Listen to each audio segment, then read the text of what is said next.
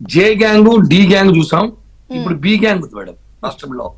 B gang అంటే BM gang. వీళ్ళు బియ్యం గ్యాంగ్ డీతో లింక్ అంటగా.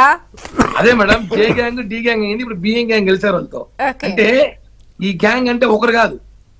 ఈ గ్యాంగ్ అంటే కోర్టులో పనిచేస్తున్న వాళ్ళు, కింద స్థాయి నాయకులు ఉన్నారు, కార్యకర్తలకు సంబంధించిన వ్యక్తులు ఉన్నారు, అధికారులు ఉన్నారు. అలాగే దానికి సంబంధించి వైసీపీకి సంబంధించి సీఎం తాడేపల్లి ప్యాలెస్ వరకు సంబంధించిన లింక్ మేడం ఈ గ్యాంగ్. ఎందుకంటే ఇది పెద్ద మాఫియా. ఇది గత ప్రభుత్వంలో మేము ఎన్నోసార్లు చెప్పాం.